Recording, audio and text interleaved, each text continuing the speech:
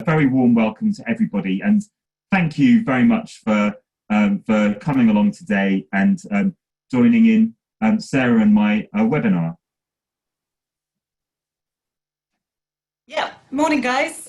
We should probably explain for those who haven't joined our One Chancery Lane webinars before how it's going to work. Andrew, my lovely assistant Andrew, will just give us a bit of background on Ex and Kuoni, the decision, the facts, and what was decided or not decided in it. I'll then give you a bit of a rundown on things that have happened since the Supreme Court hearing in that.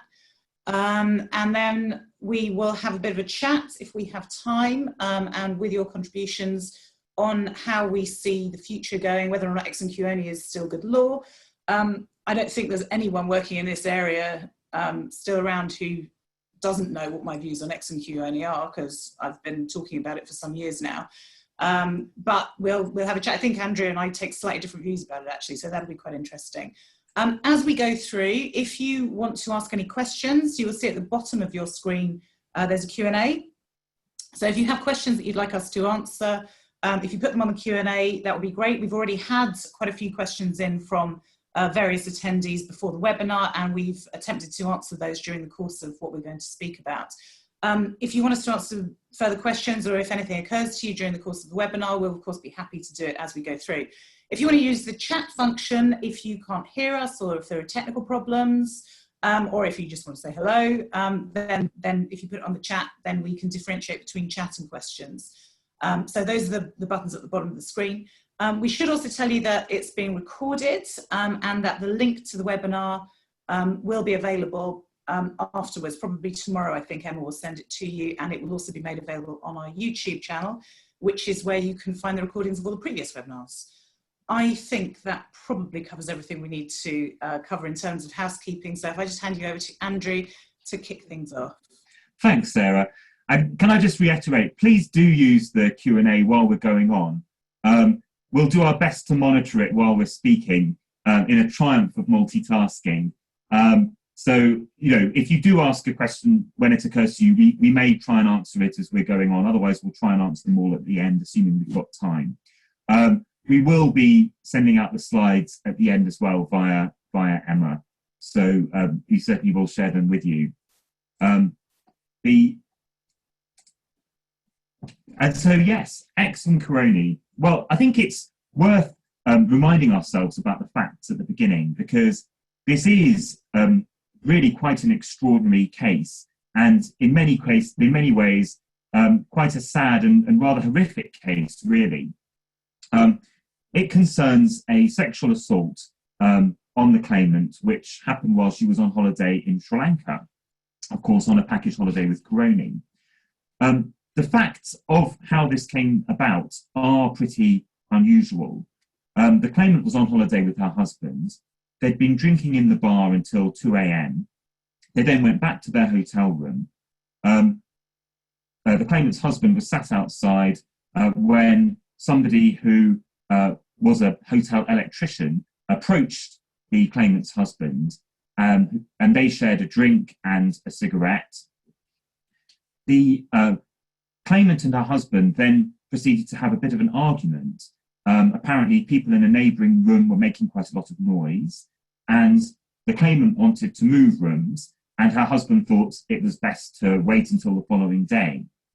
But the claimant didn't want to wait and packed up her suitcase and proceeded to the reception, or in the direction of the reception, to try and arrange a room swap there and then in the early hours of the morning, and also to make a telephone call to the UK. As the claimant was on her way to reception, she passed this assailant, the electrician. The claimant's evidence was she thought he was a security guard, but the judge didn't actually accept that. And the assailant lured the claimant into a maintenance room, telling her that this was a shortcut to the reception, whereupon he raped her. Those are the facts in outline.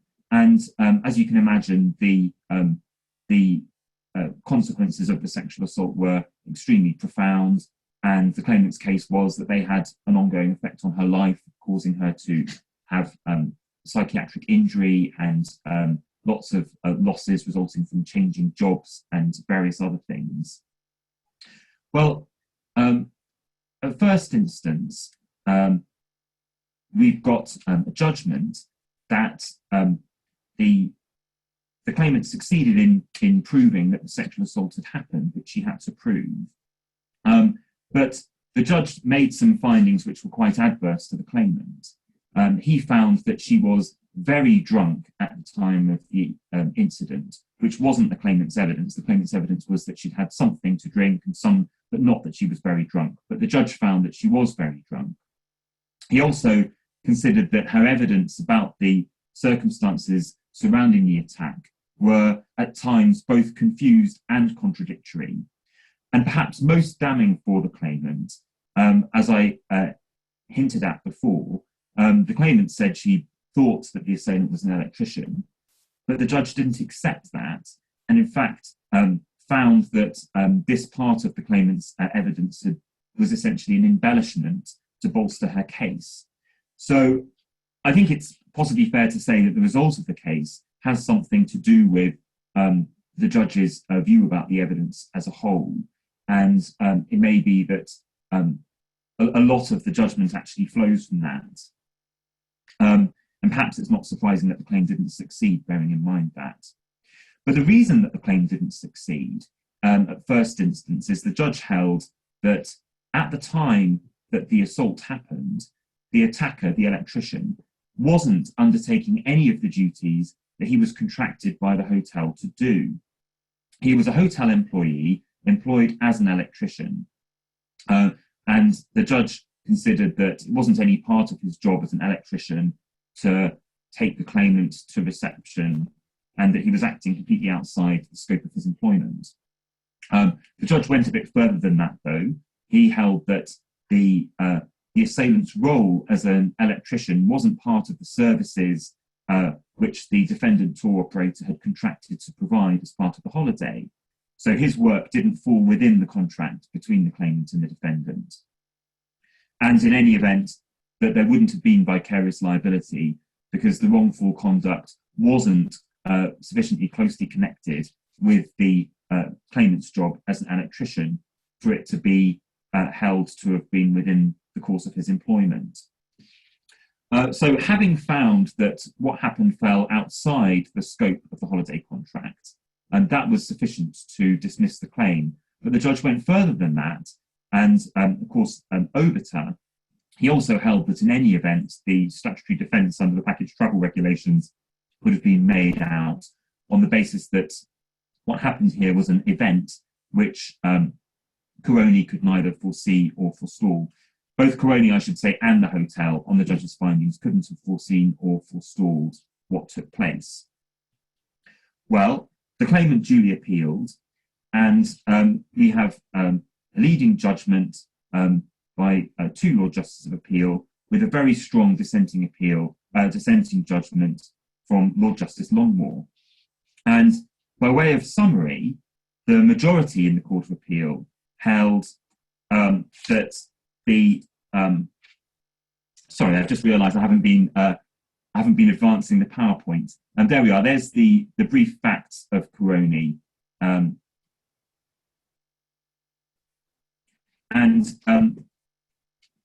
We're talking about the majority judgment in the Court of Appeal, which referred to the actual terms of the package holiday contract. So breach of the holiday contract depended on, as it says there, acceptance of responsibility if due to fault on our part, that being Kuoni, or that of our agents or suppliers, any part of your holiday arrangements is not as described in the brochure or not of a reasonable standard. So the majority of the Court of Appeal held that the actions of the assailant as an electrician were no part of the functions for which he was employed, and that this reflected the contract, which made, in their view, clear that the job of an electrician wasn't part of the services that formed any part of the holiday contract. And the majority considered that this would have been the same result if a member of hotel staff had conducted a group of hotel guests to a particular location, purporting to do so for their assistance, and then shot them all.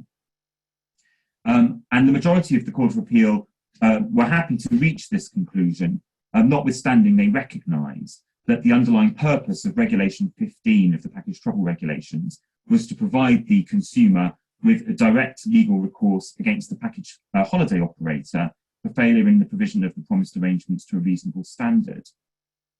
And as I said in the first instance judgment, the finding that what happened here didn't fall within the scope of the services of the package contract would have been sufficient to end the analysis at that point, because that was sufficient to dispose of the appeal.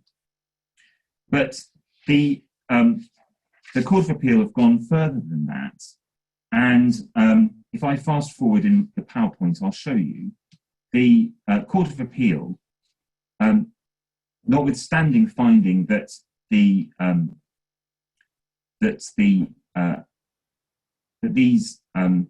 actions of the electrician were outside the scope of the holiday contract because they weren't part of the holiday services that were contracted to be provided, they actually went further than this and considered that you needed to look at who is the supplier for the purposes of the holiday contract.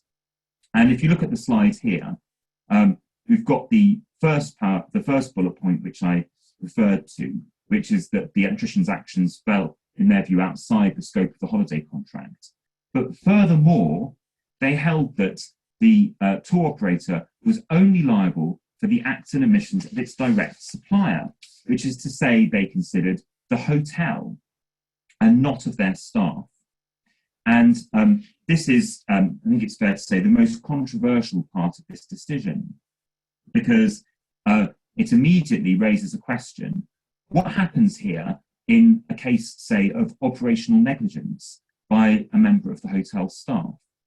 So what, for example, if we had a cleaner who had negligently failed to mop the floor properly, leaving it slippery and dangerous and causing an accident? Now, on this analysis, it can be argued that the cleaner isn't a supplier, and that may mean that there isn't liability for operational negligence by an employee, and that this is limited to suppliers. And this does raise a Pandora's box of the whole basis of our understanding of how the law works in this area. Now, it may be that there is a potential way of dealing with this through vicarious liability, because the Court of Appeal considered that if there had been vicarious liability, then there would still have been fault on the part of the supplier, although they still considered the defence would have been made out on the basis this was an event that the hotel and Kuoni couldn't have foreseen or forestalled. But that would be the chink in this section, and absent that, you seemingly have liability being limited to acts and omissions of the direct supplier, which is to say the hotel, on the majority of the Court of Appeal's analysis. Well, I'm going to look next at the minority judgment, and this is a very strong dissenting judgment. And Lord Justice Longmore didn't agree with it and analysed it on the basis of the claimant's point of view as the consumer. So Lord Justice Longmore's view was that part of the holiday services are that all members of the hotel staff will be helpful to guests, including the claimant, and that from the claimant's perspective, when she was given an offer of assistance by a member of the hotel staff, whether that's an electrician or a security guard, that for the services to be carried out properly, that member of staff has to be of assistance. And so from the claimant's perspective, what happened when she was offered a shortcut by the hotel electrician was within the scope of the holiday services and clearly formed part of the holiday arrangements. So there's a very different analysis there about whether or not this is within the scope of the holiday contract. And Lord Justice Longmore reaches the opposite view to the majority on that. And he also was keen to point out that whenever you have any service provided by any sort of corporate entity, it can only actually be carried out by individual people. And in many cases, that's going to be by employees of that corporate entity. And he considered that it was artificial to cut off the actions of the hotel from the actions of its employee, because the hotel can only act through its individual members of staff.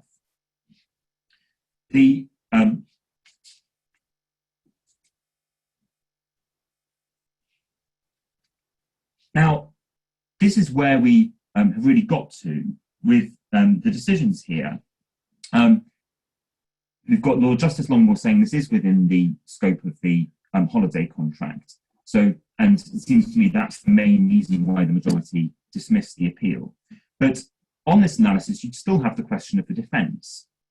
And Lord Justice Longmore disagreed with the majority about whether the defence in Regulation 15 would work in this case or not. And if I go back to that, if I can make the PowerPoint go backwards, it's worth just reminding ourselves what the defence actually says. So the defence says the other party to the contract is liable to the consumer for the improper performance unless, and then we have, unless the failure or the improper performance is due neither to any fault of that other party nor to that of another supplier of services, because such failures are due to an event which the other party to the contract or the supplier of services, even with due care, could not foresee or forestall. So, as I said before, the majority in the Court of Appeal considered that these actions by the electrician were an event which Kuoni and the hotel could neither have foreseen or forestalled. And Lord Justice Longmore has a different analysis and held that the definition of a supplier was wider than Kuoni and the hotel and did extend to the electrician, who was somebody providing a holiday service, and that his actions, the assault, could have been forestalled by him, because of course it's in the nature of a deliberate act that you cannot do it.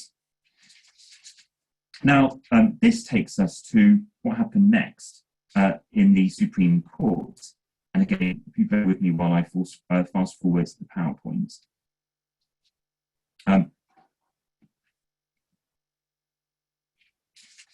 So we get to the Supreme Court, and at that stage, you have an intervention from ABTA.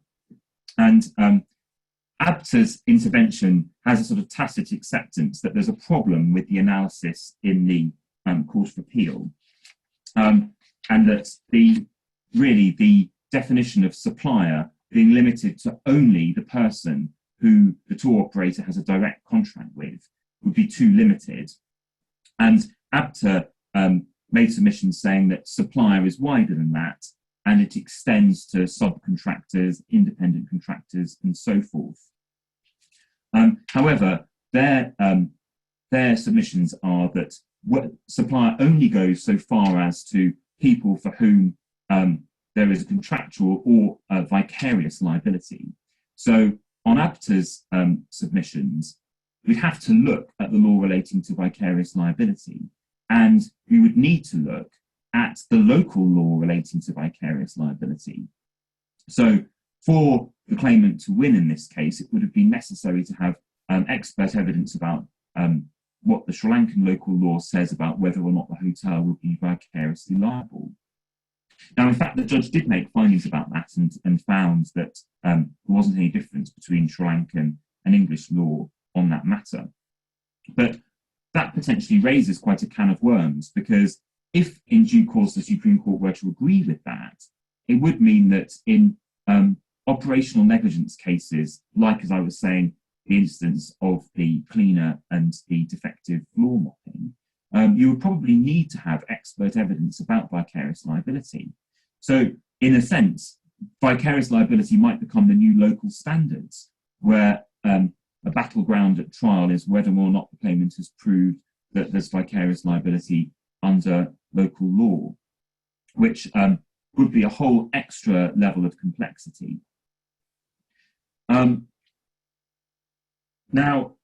That was the ABTA intervention, and the parties themselves essentially argued the same way that they had done previously, with the claimants arguing that these were holiday services within the holiday contract, and the electrician would be a supplier, so there wouldn't be the statutory defence.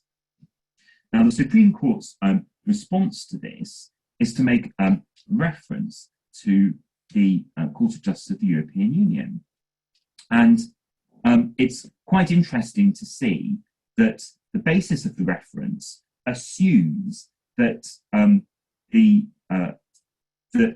assault is within the scope of the holiday contract, because no part of the referral asks anything about that. And that either means that the Supreme Court accepts the analysis of Lord Justice Longmore that it is within the scope of the holiday contract, or perhaps it simply means that they consider they can resolve this issue without any need for input on the question of European law. But the reference is, if I fast forward on this, firstly, a question about the application of vicarious liability. So the first reference is, where there's been an improper performance on the part of an employee of a supplier, is there scope for the supplier to raise a defence under Regulation 52C2, which is the defence about an event which the tour operator or the supplier could neither foresee or forestall? And if so, by what criteria should the court determine whether the defence applies?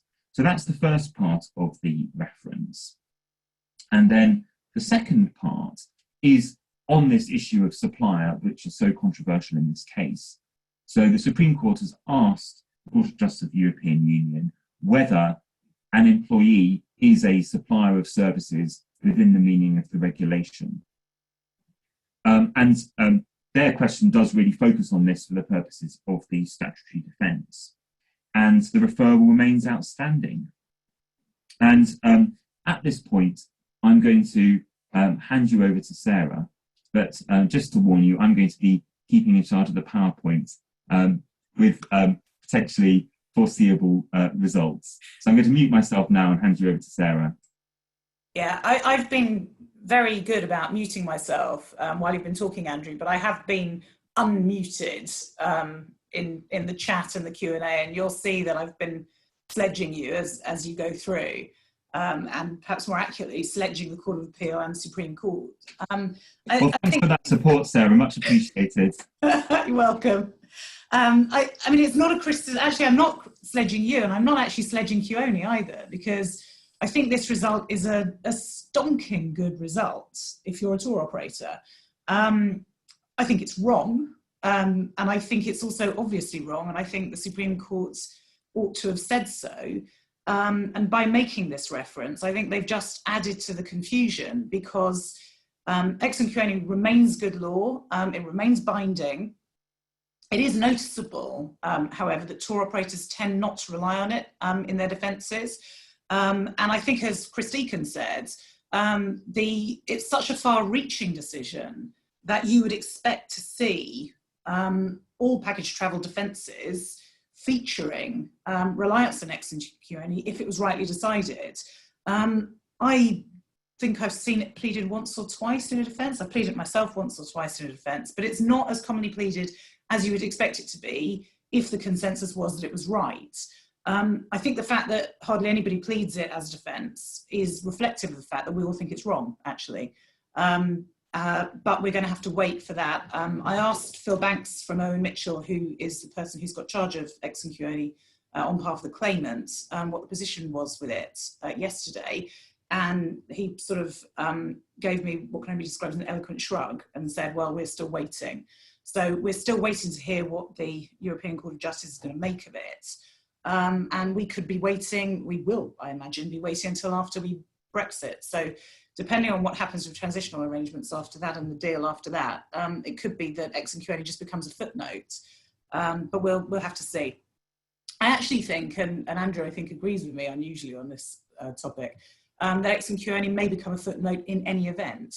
And the reason for that is that things have moved on since it was heard first instance, and indeed in the Supreme Court. Of course, the regulations are different now.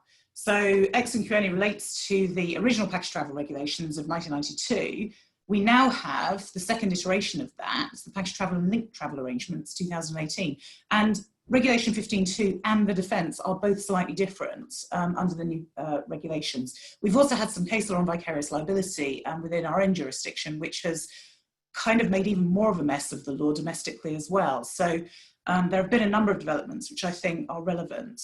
So first of all, the package travel and linked travel arrangements are now in force, and the organiser is liable to the traveller for the performance of travel services included in the package travel contracts, irrespective of whether those services are to be performed by the organiser or by other travel service providers. So the interesting thing that's happened there is that it's changed from suppliers to providers. And I actually think that that might favour tour operators, because if an employee of a hotel isn't a supplier, I think it's even less likely that he is a provider. That feels one step removed again. So I think that the new regulation 15.2 probably favours tour operators, probably militates in favour of a Kuoni style analysis of it. I'm delighted to see Andrew agrees with me. The other thing that's changed is the defence under the new regulations, which is at regulation 16.4. So the travellers are entitled to compensation for damages if the lack of conformity, and again, this notion of lack of conformity may be, back Andrew, this notion of lack of conformity may be an artificial one in this context, because you can't really say that a sexual assault is a lack of conformity, but the lack of conformity attributable to a third party unconnected with the provision of the travel services, it seems to me that that's not going to work, because the electrician is going to be connected with the provision of the travel services, because a connection can be just working for the hotel, it seems to me, or more pertinently in this context, due to unavoidable and extraordinary circumstances. That's an interesting analysis. A sexual assault on someone by an employee must be an extraordinary circumstance, it seems to me. Whether it's unavoidable is going to relate, I think, to, again, unavoidable by whom, actually? So is it going to be unavoidable by the hotel, unavoidable by the tour operator, in which case it's going to be enough to show that you've carried out the appropriate checks before you employ someone, or is it unavoidable by the person who actually commits the act, in which case obviously it's not going to be unavoidable. So there's going to need to be an analysis of that and of unavoidable from whose point of view under the new regulations. So it seems to me actually that Ex and Kuoni, which is something that we were all getting very exercised about prior to the passage of the new regulations, may be confined A, to its facts, because it's deliberate tort, and B, to the old regulations, in which case we're not going to see very many of these. There will be some historic sexual assault cases arising out of the old PTRs, but there never were that many of them, and I suspect quite a lot of them have been through the court system before now. So with that caveat, just moving to the development of vicarious liability more generally within our own jurisdiction.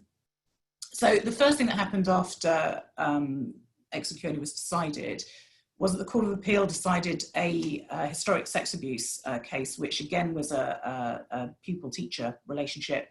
But that was of particular importance in this context because the grooming started whilst the claimant was at school, but the abuse continued after he had left the school, and it continued on. And the London Borough of Haringey was held to be liable for that, even though the teacher was not the pupil's teacher anymore at that point. The abuse was not occurring on school premises, and there was no connection at that stage between the employment of the person who was abusing and the opportunity to abuse. But the Court of Appeal rejected Haringey's appeal and found that the fact that the acts in issue had taken place away from the appellant's premises was not determinative. So there'd been the opportunity, and there was a close connection between the deliberate acts and the employment originally, and then it moved away from the place of employment and moved away from the employment context, and that didn't matter. It was relevant, but it didn't matter.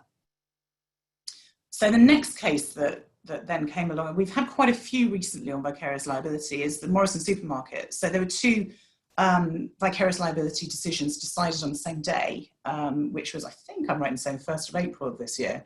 Morrison Supermarkets was a very unusual case, again, a deliberate tort. And Lord Reed in Morrison Supermarkets kicked proceedings off by saying, you've all been misunderstanding everything that's been said about vicarious liability before. You legal practitioners have not got the faintest idea what you're doing. You've all misunderstood what the Court of Appeal said in the Mohammed and Morrison Supermarkets case, which, if you recall, was the one about the petrol station attendee who attacked someone.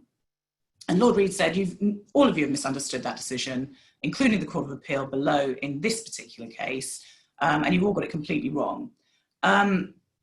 This was a massive data leak where the employee, the Morrison's employee, had a grudge against Morrison's because there'd been some minor disciplinary matter. He'd been given a verbal warning, and it tipped him over the edge to 4 months of careful planning and framing a fellow employee for this huge data leak. So he put on the internet 100,000 details of 100,000 of his fellow employees. He then rang up the papers and said, look, Morrison's have suffered this huge data leak, and I feel that I have to whistleblow on them. And the papers, instead of publishing the story, just went and told Morrison's. Morrison's called in the police, and the employee was caught, and he was sentenced to a very long prison sentence.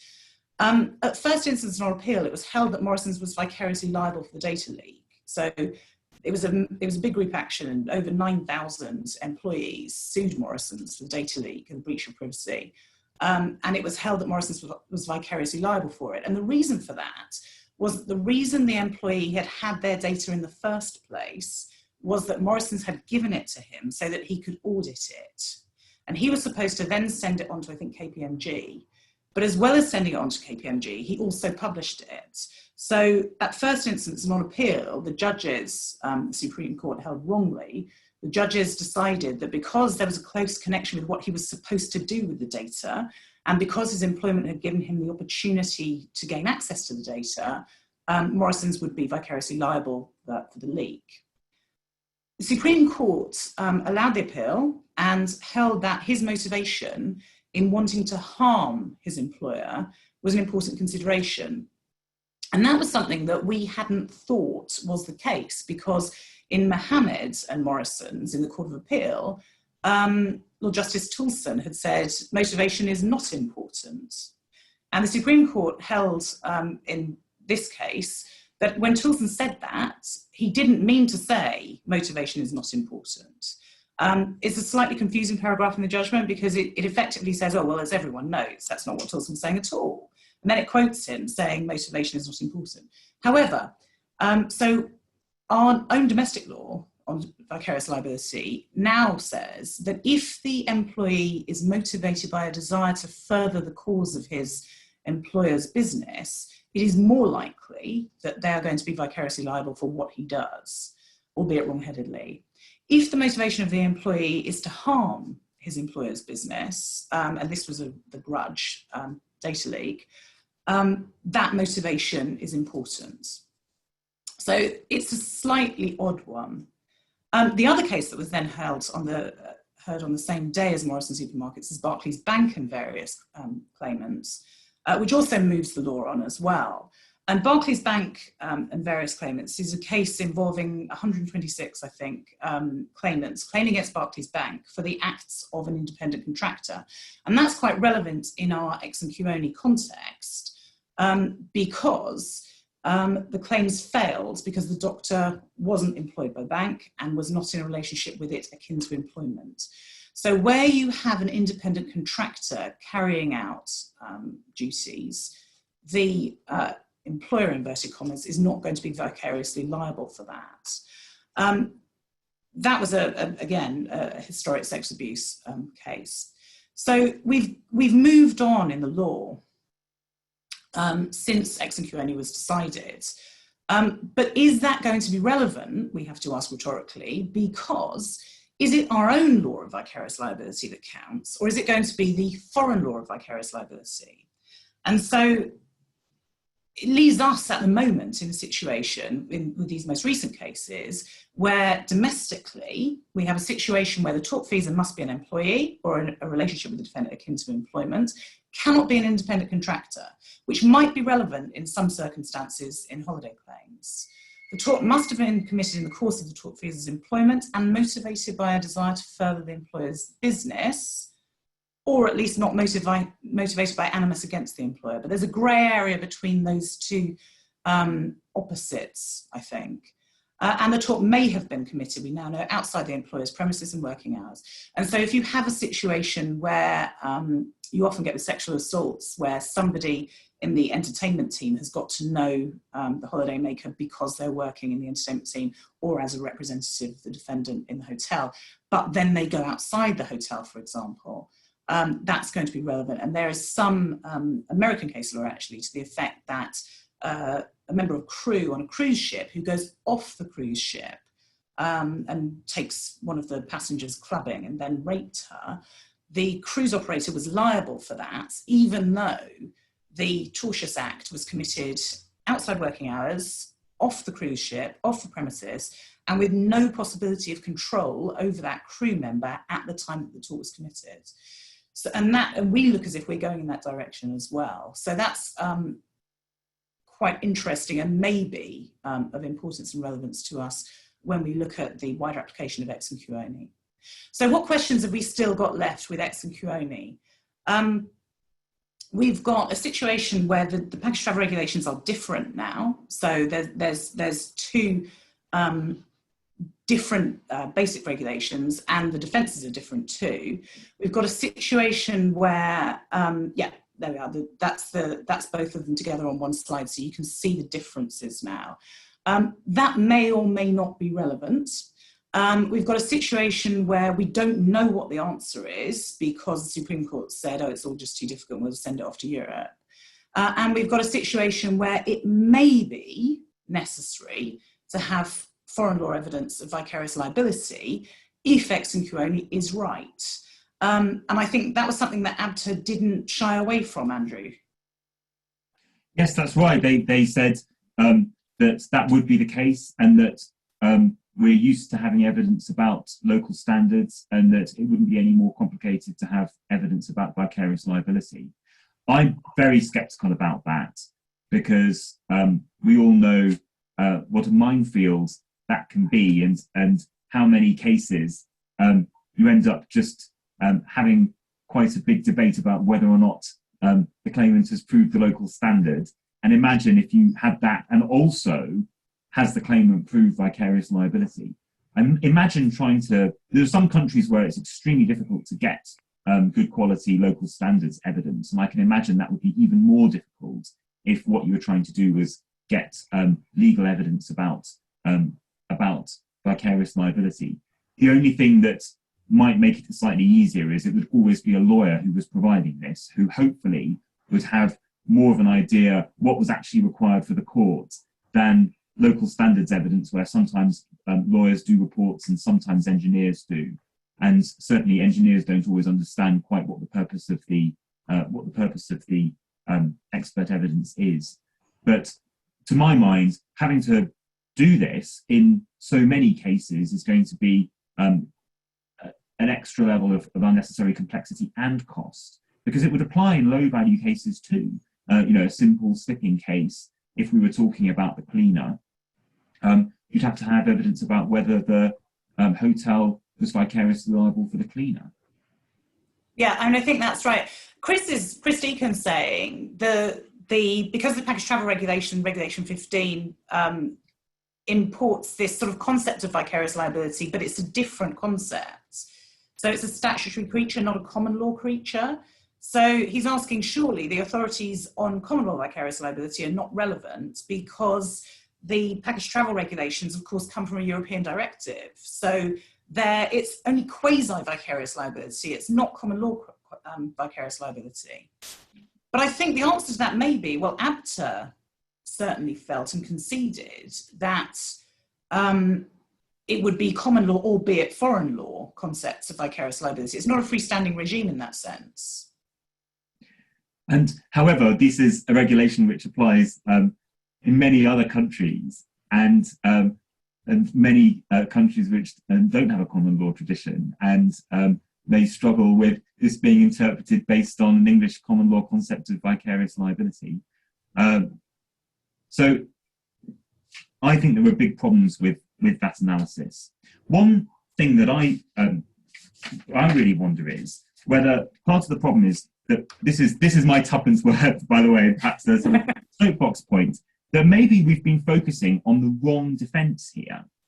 And the reason I say that is the defence that's relied on is saying that a sexual assault is an event which essentially couldn't be foreseen or forestalled by the supplier. Now, of course, there is another defence which is about actions of third parties and provides a defence where the breach of contract is caused by a third party who's not connected with the supply of services. Now, given that that defence exists, what's the point of it if events cover deliberate action by people? Now, if deliberate action by a hotel employee or by a third party unconnected with services, if both of them are captured by the defence which relates to events, what is the purpose of the defence about actions of a third party? And this, to me, makes me think that events actually mean something different to actions, to deliberate actions by third parties or hotel employees. So I put that out there, and that's why on the slide at when we're talking about Regulation 16.4 of the new package travel regulations, I could try and go back to it, but this might be a dangerous thing to do. Hang on. I put up there two elements of the defence, because under the new regulations, we've got a defence where the lack of conformity with the contract is attributable to a third party unconnected with the provision of the travel services and is unforeseeable or unavoidable. Or the other new defence, which is where the lack of conformity is due to unavoidable and extraordinary circumstances. And I think perhaps it is significant that Part C there doesn't say anything about this being unavoidable or unforeseeable by the provider of travel services or the supplier. So I think maybe we should really be in the territory of B here and say, well, the electrician is connected with the provision of travel services, and so there shouldn't be a defence given his connection with the holiday, as it were. Yeah, I mean, that would go against what the Court of Appeal held in. Oh, it would. It's the opposite of what the Court of Appeal held. Yeah. They said that it's perfectly clear that this is an event, but I just question whether that's correct, given how these regulations are drafted. Okay, lots of questions. Now, who asked? Somebody else, should we be staying? If we act for tour operators, Nick Parkinson was saying, if we act for tour operators, should we be applying to stay?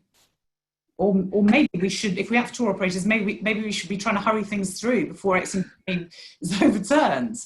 But if we act for claimants, perhaps we should be applying to stay. I don't know. Should we be applying to stay these package travel regulations? Well, I would say not, because the way that a food poisoning claim works is it's depending on an obligation in the contract to provide food and drink of a satisfactory quality. And that is a strict obligation in the contract. And it doesn't depend on having to show that an individual member of staff has done something wrong. So I don't think that X and Kuoni really helps at all in food poisoning cases, because it's a very different sort of term of the contract that you're talking about. If it's a member of staff not being helpful when conducting guests to the room, compared with the obligation to provide food and drink that's of satisfactory quality. Okay, I think I agree with that. Also from Nick, how does the logic of the tort-based vicarious liability principle but there's no liability when the offender's gone off on a frolic of his own, fit into all of this, if at all?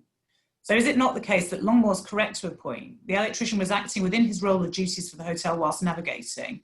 And actually, I think that's right. I think we all accept that that must be right. And I think the Supreme Court probably accepts that that's right, but only up to the point that he steered her off course with an ulterior motive, at which point he went off on a frolic of his own. Had he navigated her through a closed corridor with a wet floor, that might be different. I think that's right, but the frolic of your own point falls down when you reflect that employers are liable for sexual assaults. So almost by definition, every deliberate assault, every battery or every sexual assault will always fall within the definition of frolic of their own. So I think there are particular considerations in sexual assaults and other deliberate assaults. So that's how it fits in, that yeah, it doesn't fall within the general rules on vicarious liability, but it falls within the special rules on sexual assaults. What do you think, Andrew? Well, I think that question really illustrates the problem with the X and Kuoni decision, because I completely agree that if what had happened here was the electrician had navigated the claimant through some sort of dangerous part of the hotel and, or a closed corridor with a wet floor, as the question said, that on the logic of X and Kuoni, there wouldn't be liability on the hotel there because it wasn't part of the electrician's job to do that at all. So I agree with what Sarah said about vicarious liability, but I also think that question really does point out part of the whole problem with the X and Kuoni analysis by the Court of Appeal. Let me just see whether we've got any other questions.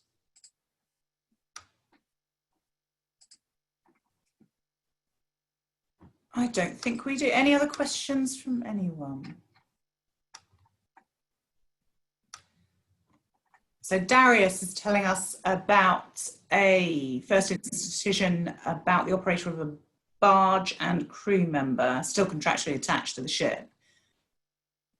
And this is what we were talking about, or what I was talking about in the American case in relation to the ship. And that, I suppose, is helpful. Thank you, Darius, because it does explain why a crew member who is off in a nightclub remains bound by the disciplinary code, and actually then the tour operators or the cruise operator is going to be liable for what he does whilst he's ashore. So actually that does explain to me why the American maritime law allowed for that vicarious liability. Two different questions. Any other questions? Otherwise, I think we're just about coming in on time, Andrew. Well, I wouldn't expect anything less. Oh, absolutely right. Normal service and Sagerson always come in on time. I think the answer to all of this is that X and Kuoni is a bit of a mixed bag. Personally, I think it's wrongly decided in all particulars. I think Longmore's right about everything.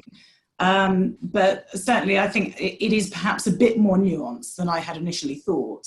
And actually, I think it's going to be quite interesting to see what happens with the new regulations and whether or not X and Kuoni is going to be applicable to things going forward. What do you think, Andrew? Do you think it's going to continue to be used or not used? I don't think it is. And this is a case of difficult cases making bad law, I think, because the result that the hotel's not liable for this is perhaps not surprising, particularly given the circumstances, given the judge's findings that we talked about at the beginning. And the problem really is how they got there. And we have an analysis by the majority in the Court of Appeal, which has such unintended consequences that it's very difficult to support it. And it would be an acceptable answer to this to say, well, it wasn't within the scope of the holiday, or to say it was, but the defence applies, or one of the defences applies. Mm-hmm. The problem is dismissing it on both bases makes all sorts of difficulties. So I think that this is going to be a very convoluted dead end. That's my prediction. I think I agree with you, actually. And when it first came out, I was quite interested to see how it would be used. And the answer is that it isn't really being used at all. probably rightly, I think. Yes, I think so. But a stonker result for Kuoni, a really good result for tour operators, if it can be held, which I slightly doubt. We ought to mention before we go, Andrew, next week's talk, which... We should. Let me just fast forward the PowerPoint to the right bit so we can give that a plug. Yeah, that will be Paul Stagg and Lisa Doby talking about calculating dependency claims under the Fake Precedents Act, which of course is something that applies for all of us. So that should be good. Again, Thursday morning, 11 o'clock next week. That's it. All right, well, thank you so much for joining us, everybody. And I hope you found it an interesting session. And yeah, we'll let you get on with your day. Thank you very much. See you soon, guys.